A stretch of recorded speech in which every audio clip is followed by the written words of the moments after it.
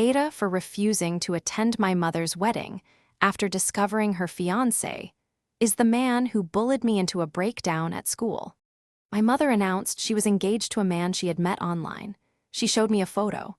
I have been in therapy for the past relationship with that man's actions for 9 years. He had been my secondary school teacher.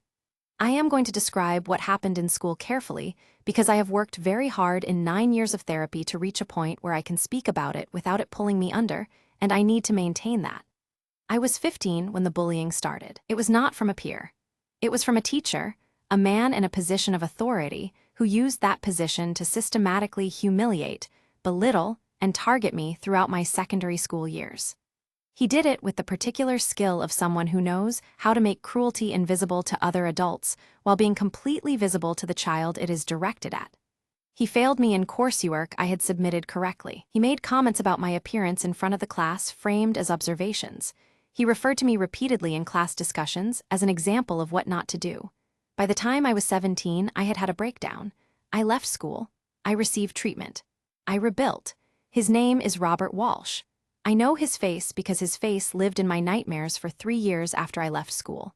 My mother showed me a photo of her fiancé on a Sunday afternoon in November. She was glowing with happiness.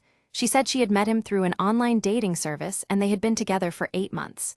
The man in the photograph was Robert Walsh. I did not tell her immediately.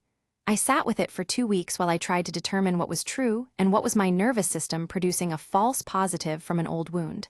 I was thorough. I found him on social media. I confirmed his name, his age, his teaching history. He had retired from teaching 5 years ago. I told my mother. She did not believe me at first. Then she did believe me. Then she told me that she had spoken to him and he had said the situation at the school had been complicated and that he regretted that things had escalated the way they did. Then she told me she was still marrying him. She asked if I would attend. Am I the asshole for saying no? Update 4 months later. My mother married Robert Walsh. I was not there. My siblings attended. 2 of them knew about the history and attended anyway because they said they didn't want to abandon our mother. One of them told me she had spoken to Robert at the wedding and that he had expressed what she described as genuine remorse. I did not ask her for details. My mother and I have spoken 3 times since the wedding. The conversations have been careful and painful.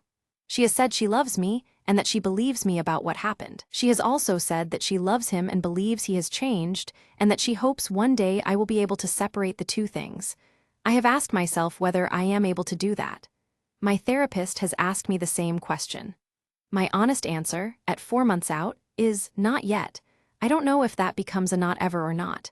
I genuinely don't know. What I know is that I am 40 feet from the man who broke me at 15, and my mother would like me to pass the gravy to him at Christmas dinner, and I cannot do that yet. I have not closed the door. I have asked for time. Whether she and he are willing to give me that time is something I will find out. NTA or ITA, could you have walked through that door? Comment below.